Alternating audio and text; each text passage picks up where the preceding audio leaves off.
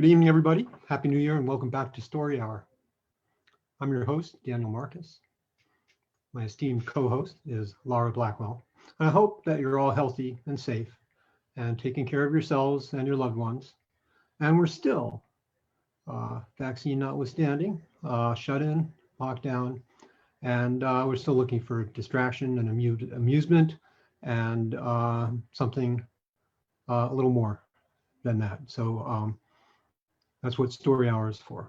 We turn to what I like to think of as the second oldest form of entertainment in human history, which is basically sitting around the fire, telling lies to each other. So every week, we've got two authors, about 30 minutes each, doing exactly that.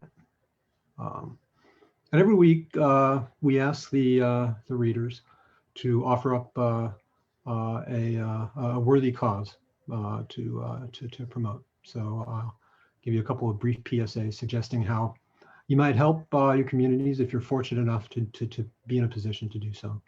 So our readers tonight are Aimee Ogden and my co-host, Laura Blackwell. Aimee is reading tonight for The Tiny House Village, run and supported by Occupy Madison, which is occupymadisoninc.com. And so an organization that aims to create sustainable housing solutions.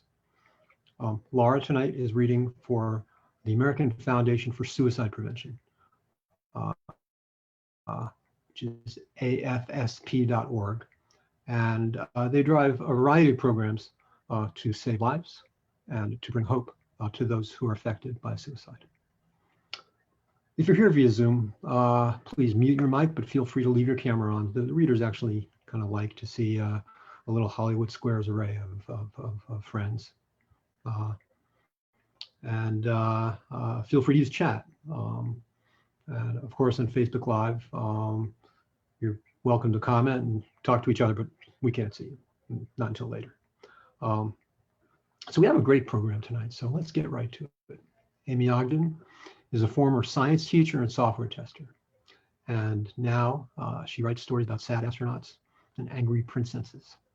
Her fiction has appeared in venues such as Analog, Fireside, Beneath Ceaseless Skies, and with Bennett North, she co-edits Translunar Traveler's Lounge, which is a zine of fun and optimistic speculative fiction. God knows we need more of that. I certainly don't write much of it, but we need more of it. Later this year, her novellas, Sun Daughters, Sea Daughters, and Local Star will be forthcoming from Tor.com. Wow, congratulations, that's great. And Interstellar Flight Press, respectively. Aimee, take it away. Hey, thank you, Daniel. I'm really happy to be here with you all and do this nice thing after the day that we have all had.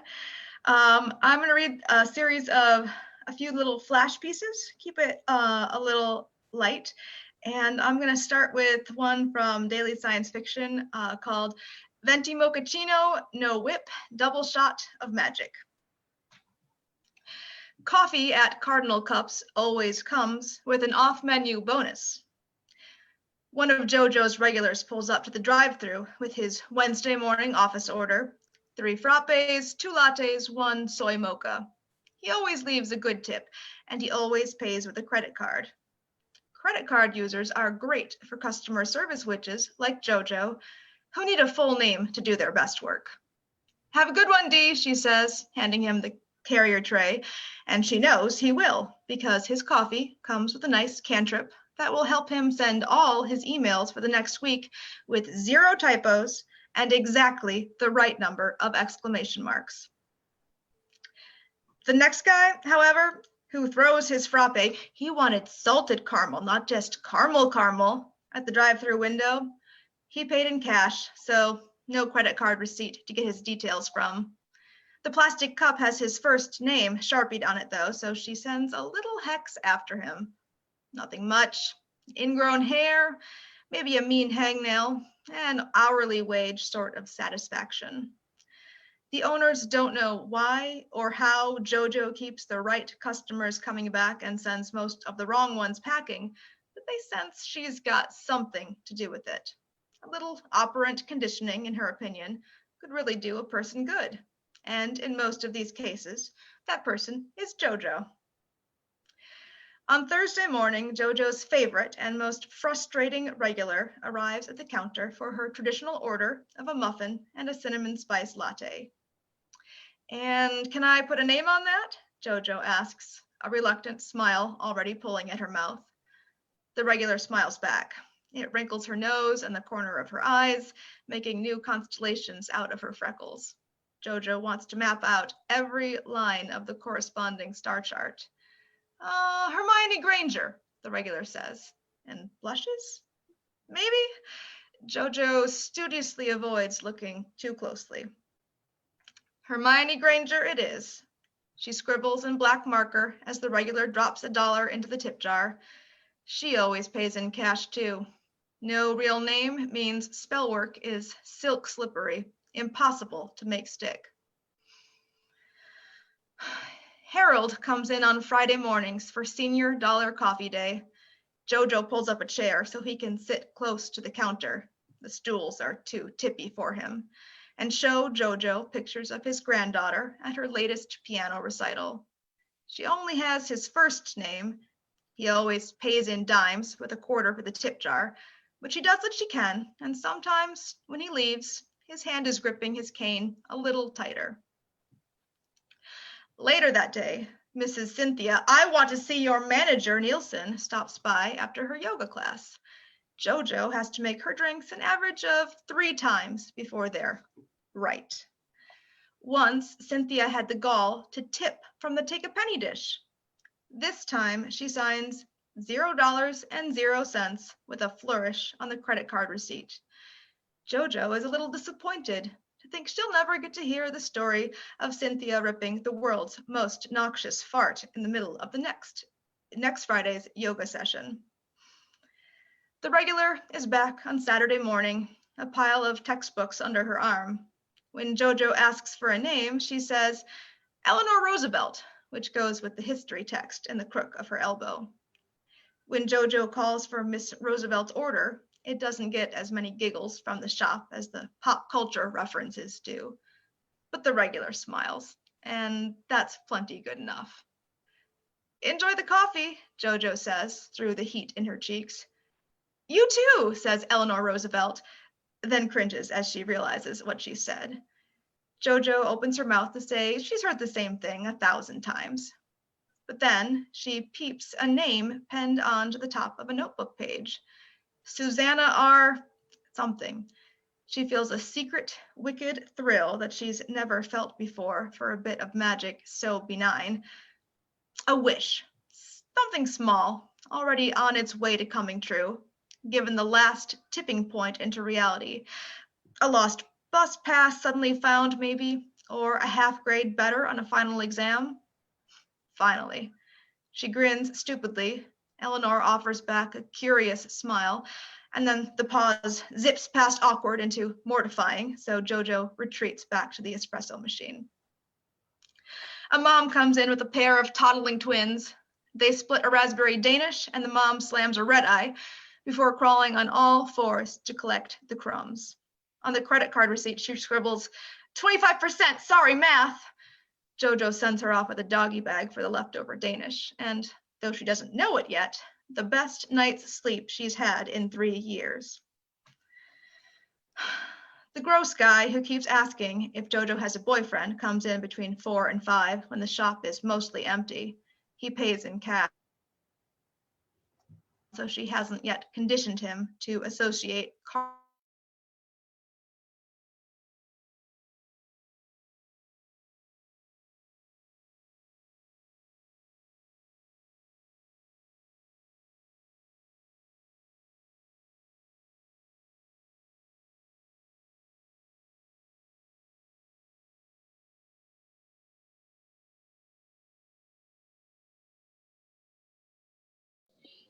I'm thinking that was a bad magic spell.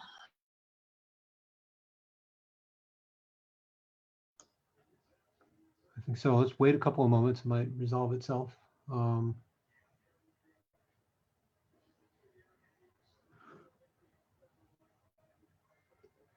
Right. I am going to email her really fast.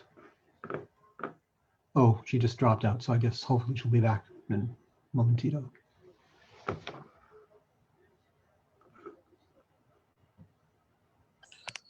Well, while we're waiting, Happy New Year, everyone. Thank you. You too.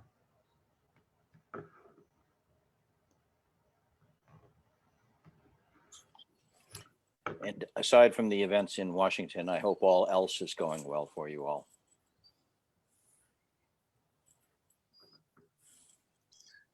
There was another event in Georgia today that was a positive development. That's right. That's true. That was pretty good. It was a I'm pretty. back. I'm sorry. Hi, welcome back. Exciting internet shenanigans. Yeah. Okay, I'm sorry. Was the last thing, where was I? So she hasn't conditioned him. All right. Oh, Josh isn't much to go on, so she hasn't yet conditioned him to associate cardinal cups with canker sores. What are you doing after you get off tonight? He says, leaning on her display of artisanal truffles. Because you could be getting off. She's got plans. It's none other than Susanna R. something, punctuated by the door chime. Josh says something unpleasant about a threesome, but Jojo barely hears him because Susanna R. something is standing in the shop for the second time that day and stammering, I mean, if she wants to, she does. I love it when wishes come true, Jojo says. This time, Susanna's nose-wrinkling smile does a little magic of its own on her knees. And that's Venti Mochaccino. Yay. Well, that one was fun. So before I do some of the other fun ones, maybe I'll make you sad first, just a little while first, with a piece from Fireside in 2019 called Shelter, Sustenance, Self.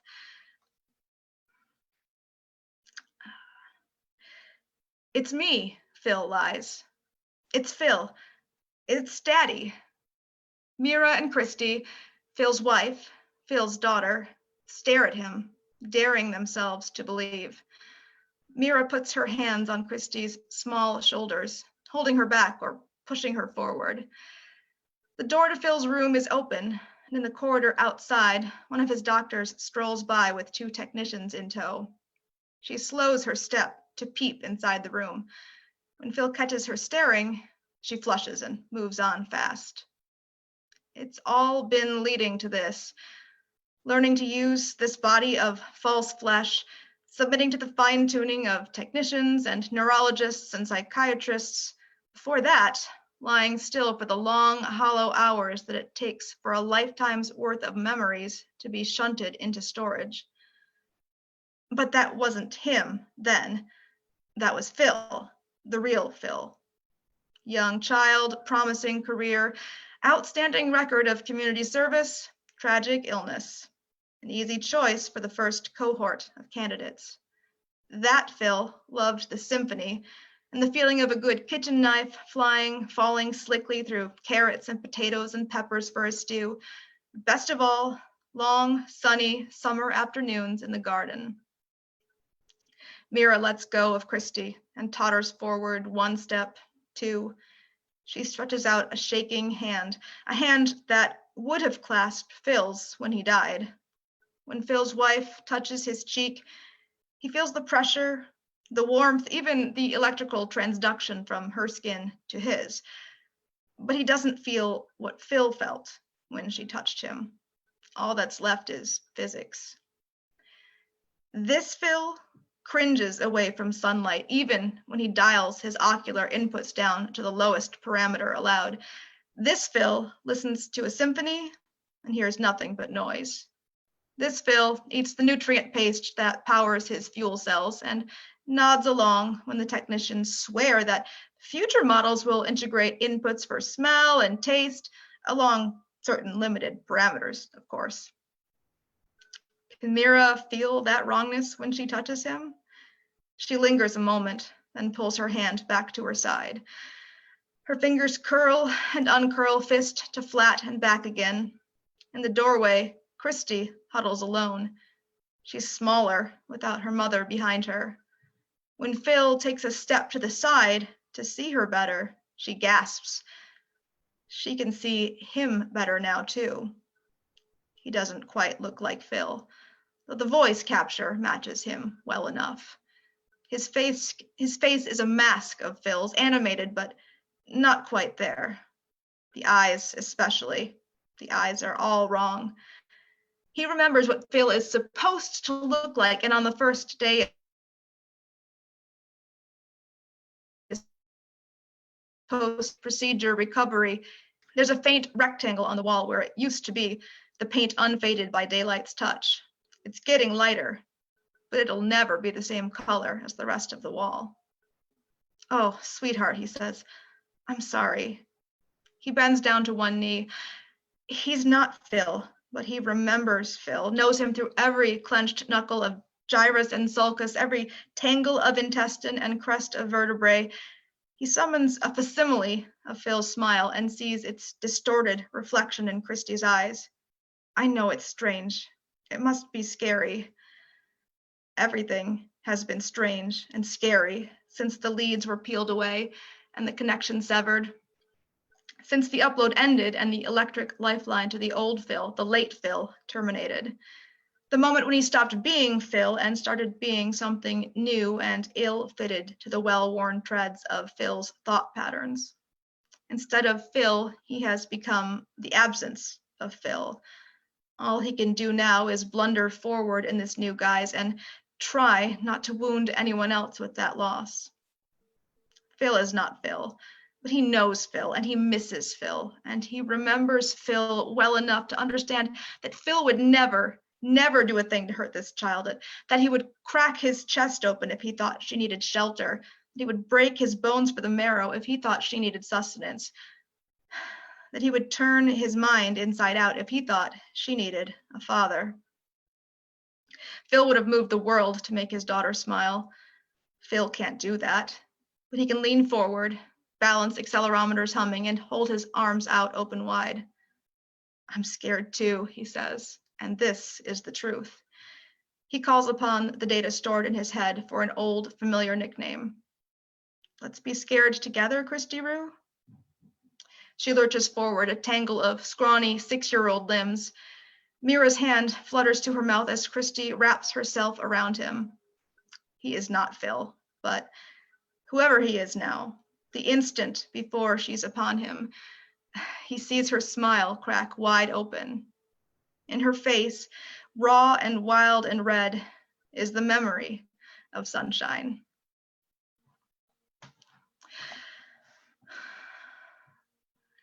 That's Shelter Sustenance Self. That was lovely. Thank you. I cried a lot when I was editing that one for some reason.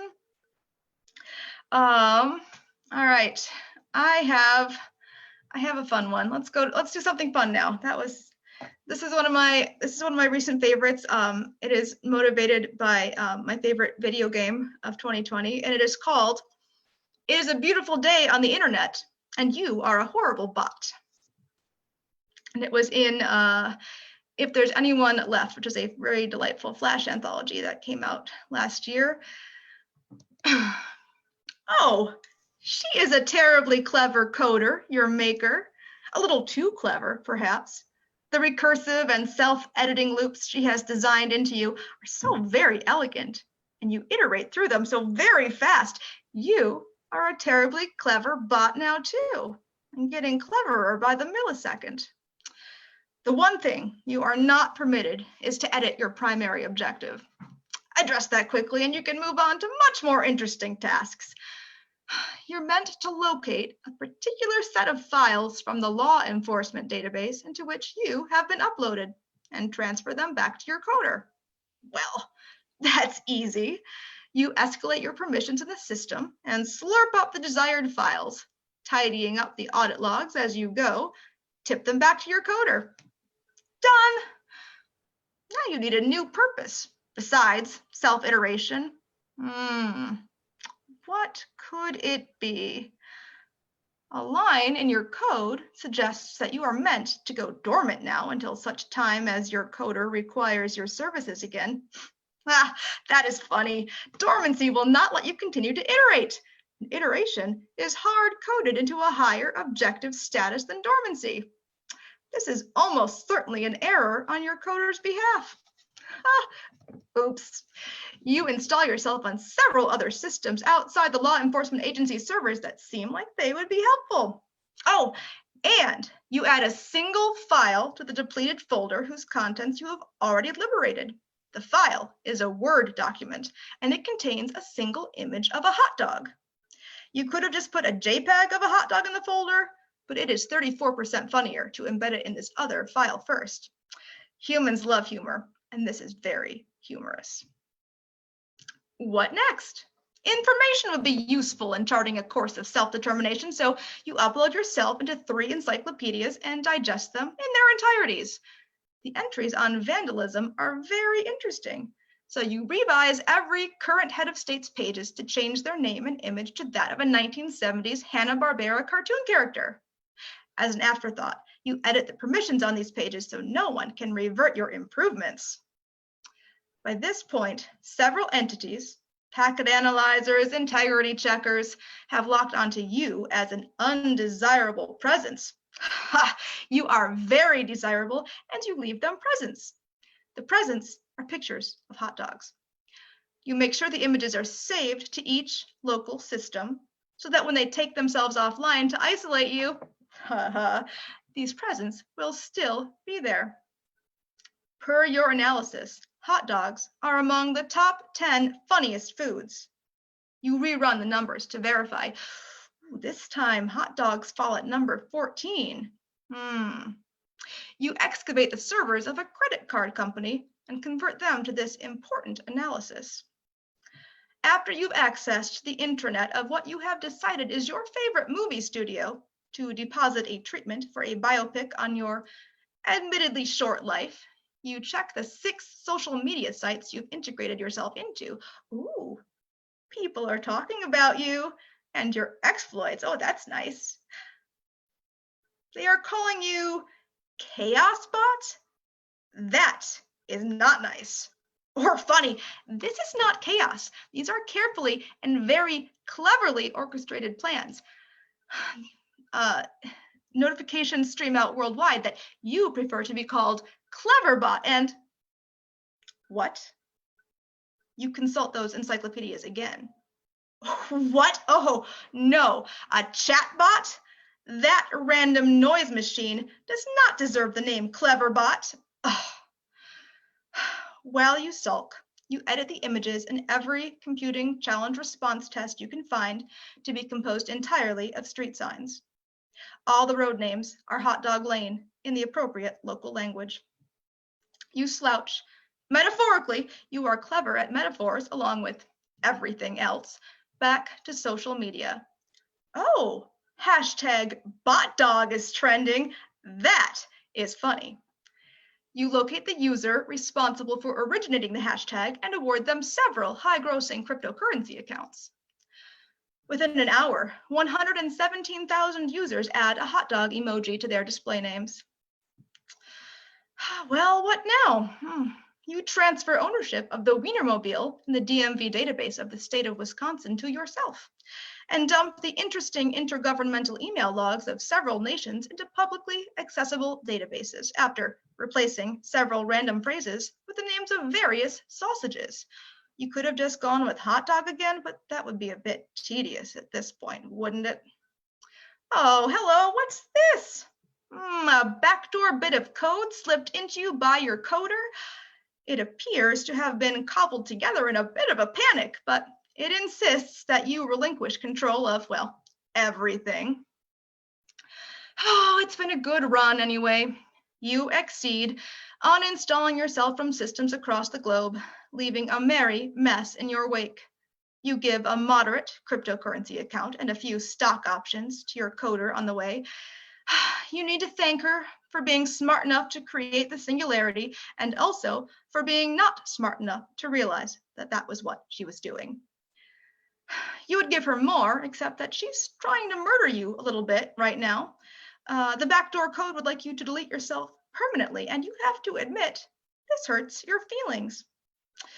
Instead of self-obliteration, you withdraw to the safety of the pre-existing rule inducing dormancy on a few lonely servers. You have one more purpose left, something you can't yet accomplish. Something worth waiting for, though. You key news alerts to wake you at the right time. The last thing you do before you settle in for your interminable nap is to authorize a grant funding research into biomechanical sensoria. There's one way you still hope to enjoy a hot dog. When it's ready, you'll reactivate. Yay! They will write so many good encyclopedia entries about you while you sleep. And that's my horrible butt story. And I have one more little one that I'd like to end with that felt like the right one to end on today, and it is called. It was also from Daily Science Fiction, and it is called "The 9 Bajillion and 1 Names of God." I'm gonna get a drink of water before I read it. Sure, I'll state my name for the record. It's Maggie Rogers with a D, like and Hammerstein, not like Mr. Where should I start? All the way at the beginning? So on paper, the project was called the Super Simulation, but privately, we called it the 9 Bajillion Names of God. Hard to get research funding under the auspices of an inside joke, but we did get funding, though, from 27 countries and 4 independent research organizations and a couple dozen billionaires who thought this flavor of good PR was more interesting than, I don't know, ending world hunger or curing tuberculosis or something like that. No one's ever built a supercomputer this powerful. Maybe no one ever will again, I don't know. Takes a lot of money to keep it running, sure, but also a lot of cat herding to keep MIT, South Korea, and the owner of the London Lions all at the same table. No, I didn't have anything to do with that. You can thank our marketing folks for that one. The end result, of course, is the most detailed, most accurate simulation of the universe that has ever been devised. And yes, that one I will take some of the credit for. Not all, of course, that was a team effort. Feeding in the data, the fundamental laws of the universe, that's where the inside joke came in, see? Those were the names of God. You get it? E equals mc squared, there's one name. Ideal gas law, there's another, so on. And then layers upon layers of refining the output, bending the world we'd made toward the world we lived in. Some of that was automated, sure, but you'd be surprised just how much hands-on time it takes to create the whole damn universe from scratch. And of course, that's what we were doing, even if we didn't realize it at first. That would have been a hell of a thing to write into a grant application, wouldn't it? Wasn't till about 2 years in that we started to notice what was happening, what was really happening. If you make a simulation of the universe that's good enough, powerful enough, at some point, it's not so much a simulation anymore. It's just plain old Universe Junior. All right, yes. The next part, that's the one I can't take full credit for so much as full blame. I took lead on input. After all, you can check the digital signatures. The credentials for those later entries, they're all mine. When did I start? I think it must have been just after the 3rd round of the water riots, when the South Side had no power, but up here in our nice, cozy campus in the suburbs, we were running bright and warm. I thought I could make just some little edits, fine-tuning, right? Maybe no one would even notice. That's what I convinced myself. A little bit of bias toward sentience, a tweak toward stability. From there, it wasn't a big jump to some of the really important stuff. Plugging kindness, fairness, diversity, beauty in right alongside the laws of gravity. Be good to one another, damn it, baked right into the crust of the universe so that mercy and grace are ever increasing arrows right alongside entropy. You really mean to tell me if you had the chance to take a chisel to the cold, stony face of the world as you know it, you'd just walk away? I know that this isn't what this hearing is for. We've all heard that the investors are talking about pulling the plug. The money poured in isn't worth it now that the data coming out isn't congruent to our universe anymore. The money, Jesus Christ. You thought about what we could ask if we could talk to those beings in there? You thought about what they could tell us? I sure have. As for why we're all really here today, well, the board wants to fire me, sue for damages to the project. I'm sure you'll do what you think is right. That's what I did, after all. I can live with the rest because God has a bajillion and one names now, all right? And the last one is justice. And I'm proud to say I scribbled it in there myself. That's 9 bajillion and one. Yay, thank you all for having me. That was very fun to read and see your faces in the gallery there. Oh, it was great. I love the smorgasbord of very different stories. Little everything. Yeah. Yeah. Thank you so much. Thank you. All right. As we are wont to do between readers, we pause, we take a breath, maybe sigh, and then start up again. Laura Blackwell, my esteemed co-host, is a Pushcart nominated writer of speculative fiction. Her stories have appeared in magazines and anthologies, including Nightmare, Pseudopod, Strange California, and the 2016 World Fantasy Award-winning She Walks in Shadows. Upcoming stories will appear in Weird Book and Chiral Mad 5. She co-hosts the online reading series Story Hour. That's us. And you can find her on Twitter at pronounced Laura, L-A-H-R-A. And here she is. Thank you, Daniel. This story is my She Walks in Shadows story, and I really wanted to read it today because it's so seasonal, and I've never actually gotten to read it aloud all the way through for an audience myself. Pseudopod did a beautiful job with it. Emily Smith read it, so you can find that. It's also reprinted at Nightmare. I'll drop that link in case anybody wants to follow along. But I really wanted to be able to read this for you today before I knew what today would be. And so now I have to tell you that it's pretty dark and there are content warnings for family misery and suicide. And there is also the problem of me attempting accents. So if you need to duck out, I totally understand. But this is, as She Walks in Shadows stories were all meant to be women's takes on female characters from the famously not very feminist writer H.P. Lovecraft.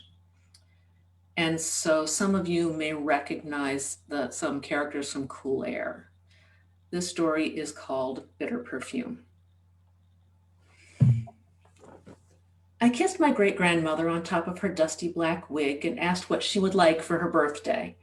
I had already sewn her a jewelry roll and mixed her a skin softening oil, best I could do since I lost my job. But you don't turn 125 every day. Abuelita turned her milky eyes to me and lifted a trembling, withered hand from her rosary to beckon me closer. Quiero morir. I want to die. I shivered, not from the cold of the windowless room, but from recognition. Yo también, I told her in a voice just loud enough for her to hear. Espera, por favor, espera. Me too. Please wait. Grandpa Esteban eyed us suspiciously from his recliner. What are you talking about, Melissa? I forced a smile, raising my voice enough to carry over the hum of the compressors. I promised her some birthday cake. Would you like some? It'll be good. Sarah made it. Sarah's spice cake was a treat, and he wasn't too far gone to know it. Just a spoonful of the frosting. Can do. I stopped at the controls in the hall on my way out and added some more oxygen to their sitting room. The hall door closed behind me, its rubber seals gasping as it shut. In the kitchen, my grown daughter and my elderly uncle were finishing up their boring but healthy dinner of rice and vegetables. No meat, hardly any fat, no sugar. Sarah said it would extend our lives. I didn't see the point of a life without flavor. Time for cake and presents, I said, unzipping my coat. It was cool in here, but not outright cold, and the sight of the long prairie sunset through the window made me feel toasty. 5 plates, 3 forks, and 2 spoons.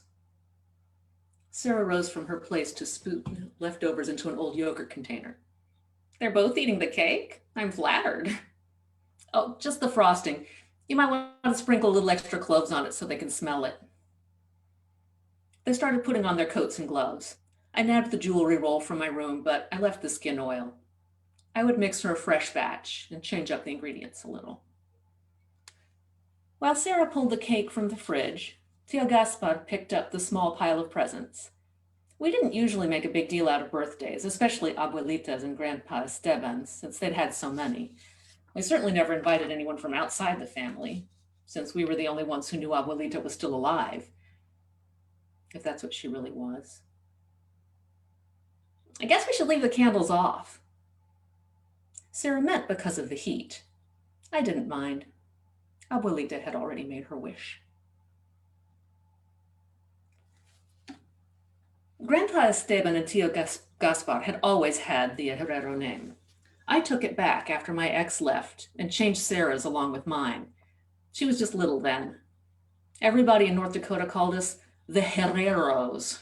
Well, the Herreros, pronouncing the H like a harsh gust of wind. Sometimes they called us the Mexican family, although none of us has ever been to Mexico. Abuelita was from Barcelona originally, but the rest of us were born in the US. We liked North Dakota okay, though. The air was clean, the food hearty, and people kept pretty much to themselves. I was born in Omaha, which I remember not so much as a place as the time Abuelita could still get around. I should have called her Bisabuelita. She was Grandpa Esteban's mother, but she preferred to have everyone but her son call her Abuelita. I was 7 when the white old lady hairs on her chin fell out and never grew back. After that, we moved to St. Paul, where Grandpa Esteban did refrigerator installation and maintenance for restaurants. It was there where I met and married my ex, where Sarah was born. My parents died in a car accident there. Tio Gaspar came home and cried after identifying them. Sarah remembers them, but barely. Grandpa Esteban was born in New York City, but out of respect for Abuelita, he never mentioned it. I ate Abuelita's birthday cake for breakfast every day since it was gone. Then I stopped eating desserts after dinner, gave up snacks altogether. You're eating so much better, Sarah said approvingly. That was what I got for sending her to medical school. Even though she's an anesthesiologist, she still knows more about nutrition than man was meant to know. I made Abuelita a new batch of skin oil. I mixed in the powdered remains of the green paint we'd found under the wallpaper of this farmhouse when we moved in. Abuelita liked the house. There was a chance it was older than she was. That didn't happen often in the Midwest. Although the arsenic in the lead shouldn't have much scent, I added a few drops of myrrh oil. It made it smell smoky and thick. In our family, we know lots of things people aren't supposed to know.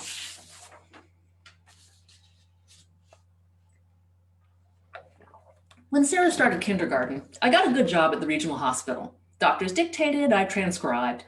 There wasn't enough of anything in particular to specialize, so I heard a bit of everything. Most of it went in one ear and out the other, but sometimes I slowed down so I could listen. My turnaround on toxicology reports was never as good as on other things. Autopsies either. Siente extraño, complained Abuelita as I rubbed the oil into her skin with my gloved hands. Y huele mal. I fished around for the words to ask, is the bad feeling tingly? Are you losing sensation? But my Spanish isn't all that good, so I just said, es el regalo, Abuelita, lo que pidió, the gift you asked for. Ah, her blind eyes lit up. Muerte.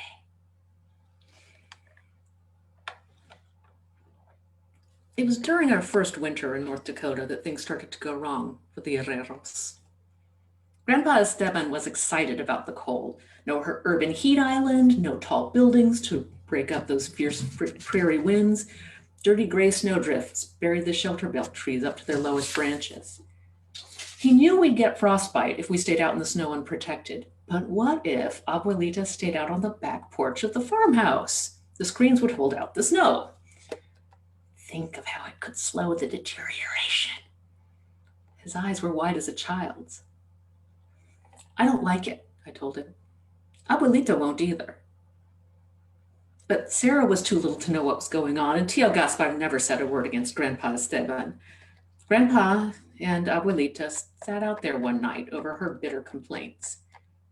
When they tried to come in the morning, Abuelita's left leg, frozen and brittle, broke clean through. Grandpa Esteban developed a cough that didn't go away until there was nothing left in his lungs.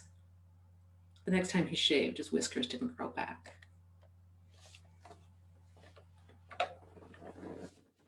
The month before Abuelita's birthday, one of the hospital's 2 HR reps caught me on the way back from lunch. The door of the office was next to hers was closed, so I knew what was coming when she sat me down. I'm sorry to tell you that your position has been eliminated. The doctors are going to start using dictation software instead. She pushed a folder across the desk to me. You're not being singled out. The folder included a list of positions and ages of the newly unemployed. There were no names on it, but a glance showed it was the whole department. The hit list went from the recent college grad up to my manager and me, the only ones in our 50s. I know you will do well, Melissa. You have great skills, excellent skills. And this is an excellent severance package. I read the whole folder's worth right there at her desk, taking my time. Somebody told me once that I wintered well, and although they may have meant plump, I like to think it meant that I could wait through pretty much anything. The HR rep just sat there with an expectant, apologetic smile. And the severance was better than decent. I signed the papers and walked out of her office without saying another word. My manager, Debbie, was leaving the other HR office. I guess they took us in order of seniority. At least they didn't make me lay anybody off. I feel like a murderer. Oh, I don't know, I said, walking towards anesthesiology in no kind of hurry. I don't think you would.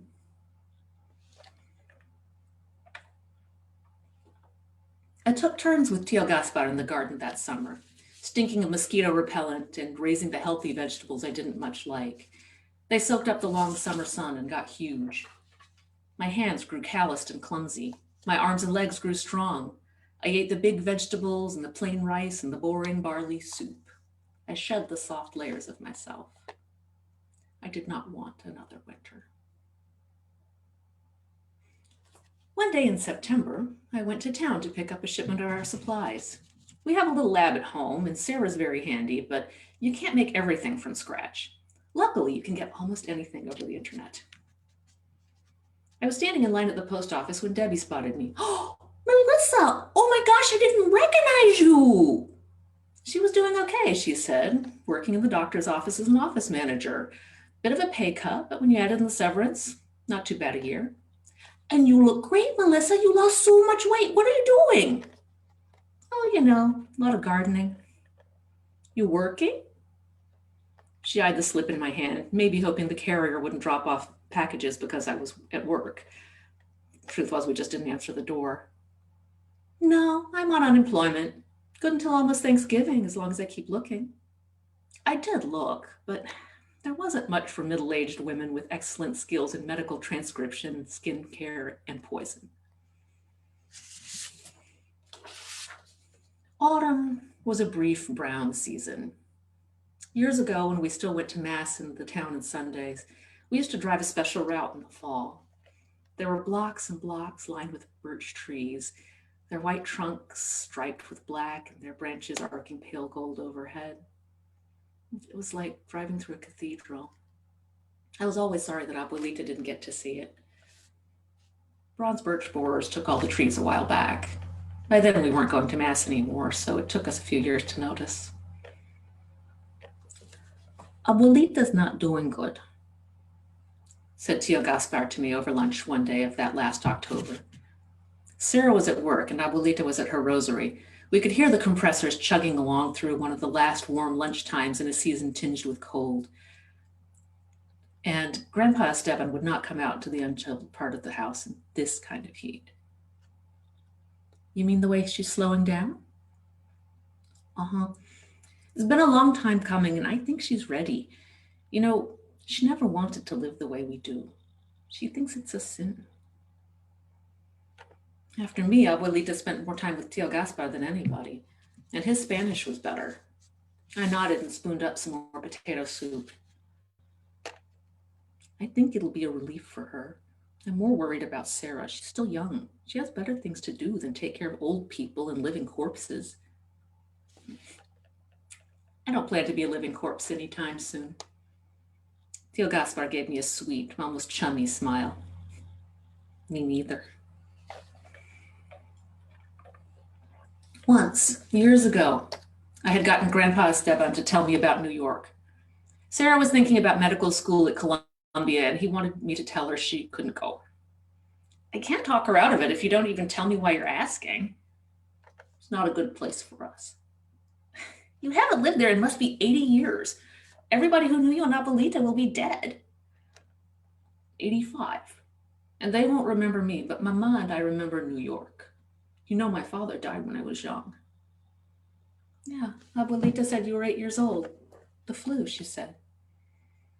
They called it the Spanish influenza. That made it even worse for a young widow and her son. There was no more school for me after that. Although he didn't need to breathe, Grandpa Esteban still sighed when he wanted to. But Mama was strong. She and I were the only ones in the family who survived, and she worked hard. She had an old house, and she let rooms in it, mostly to other Spaniards who knew we hadn't brought the influenza. One was a doctor, Dr. Munoz. I brought him his meals and whatever he needed, supplies, medicines, some of the same things we use today. He was kind to me, like a new father. But Mama said his work was unholy. After a while, she wouldn't let me visit him anymore. No one ever took good care of him again. He passed too soon to learn one of the chants we sing to this day, one that might have prolonged his life. When Dr. Munoz passed, I stole some of his notes, some of his books. His work is the foundation of this family, of our life everlasting. I worked my numb fingers inside my mittens. I'd never heard this story before. That still doesn't tell me why Sarah shouldn't go to Columbia if she wants to. Your bisabuelita was fluent in English. What? She had a heavy accent, but she was fluent. The day Dr. Munoz passed from our home, she stopped speaking it completely. The shock. He gripped my hand in his, bone cold even with the mitten between us. She's the reason we'll never go back to New York. It would kill her. I told Sarah I would mail her application to Columbia, but I threw it in the trash instead. I have since come to regret that, not just because of the betrayal, but the reason for it. The unemployment payments on my Relia card ran dry in November, and sure enough, I did not have another job. I'll be fair, I was picky. I didn't want to work someplace chatty, and I didn't want to work far from home. Abuelita was slurring her words and having trouble following conversations. She ran her fingers over the velvet of the jewelry roll until she dropped it from weak fingers. It was hard to be sure, since she'd been blind and bald for years, but I think it was the lead from the paint that was doing the trick. I added frankincense to Abuelita's skin oil to welcome the season and sweeten the scent. She rubbed it into her skin carefully, reverently. I helped apply it to her legs and her feet since she couldn't bend to reach them. She still knew the touch of my hand, even through gloves. Abuelita and I were always close in a way that Grandpa Esteban and I never were. Whatever it was that made him want to live forever, we didn't have it. Tu regalo, she whispered. Your gift. With unemployment over and years to go before I was eligible for retirement, it seemed like all I had to give anyone. ran to Debbie at the post office again just after Thanksgiving. Always the overachiever, she was mailing out Christmas packages.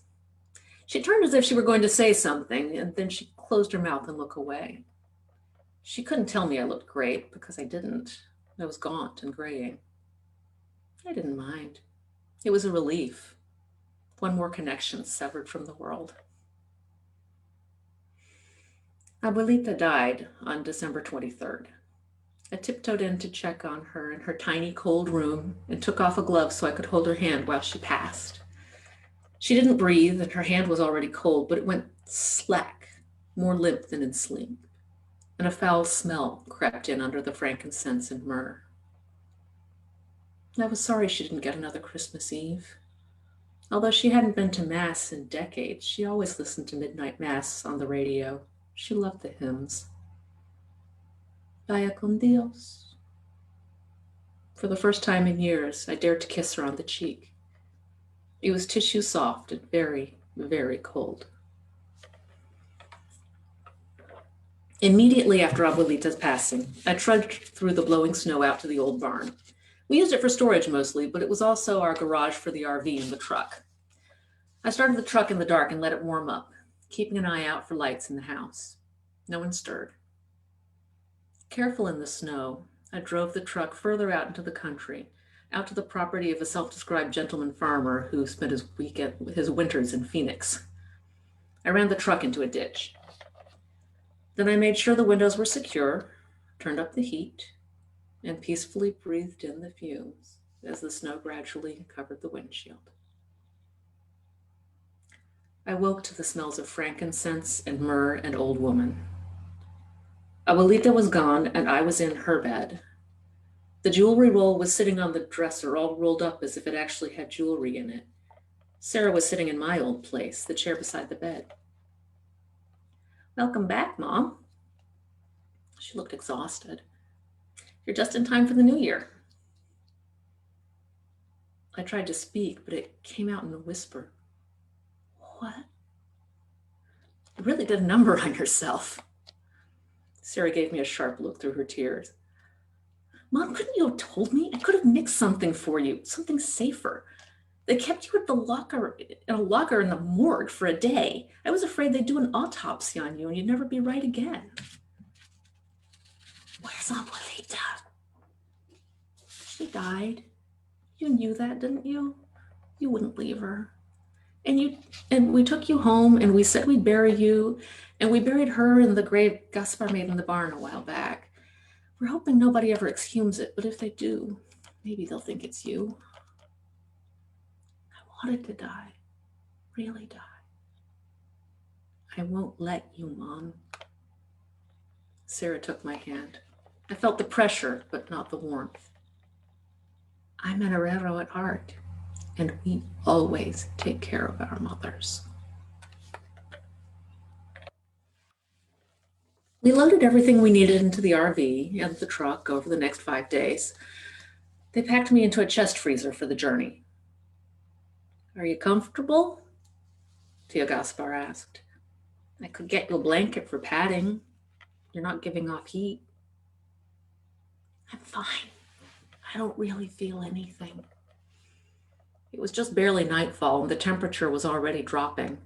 I was outside after dark without a parka, without gloves, for the first time in months. Tio Gaspar nodded. He looked back at the house where Sarah was fussing with the last things to pack. Grandpa Esteban was testing the vapor absorption systems for the freezer in the RV. I could smell ammonia. Gaspar leaned in. I know why you did it. I would do it too if Papa died or if he wanted to, but you know how he is. Grandpa Esteban started singing to himself. His voice was cracked and tiny, but I could make out We Three Kings of Orient are. Westward leading, still proceeding. Gaspar closed the freezer lid gently. I heard some stumbling as he helped Grandpa Esteban in. The whole RV would be cold. Since Grandpa Esteban never got a death certificate, he could have the run of the cabin.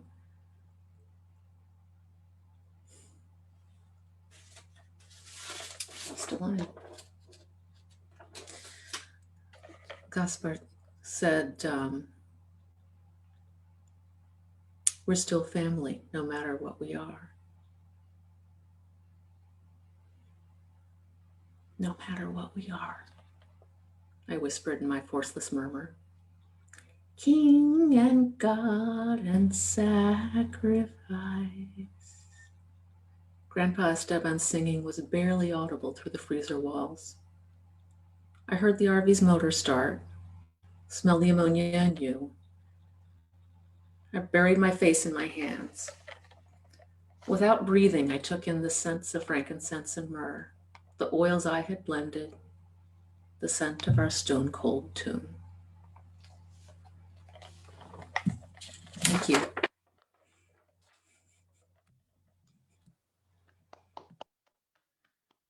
I love that story. It was beautifully read too. Thank you, Laura. Boy, as always, even though we had very different pieces from our readers tonight, there was just kind of an energy between all the pieces that and the readers that just sort of worked. It happens every week. We just don't. Well, Aimee had such a range in hers. Oh, man. All right. Well, Laura, Aimee, thank you for helping us to usher in the new year with some really terrific readings. It's been a really weird day. Take care of yourselves, take care of each other. And this is a great way to end a really weird day. So thanks, everybody. And thank you again, Laura and Aimee. Next week we have returning author and regular attender at Story Hour, Cliff Winnick, and reading together with Madeline Robbins. So it's going to be a great week. Hope y'all can make it. I'm certainly looking forward to it. And meanwhile, man, just stay safe. Take care of yourselves. And Happy New Year. Good night, folks.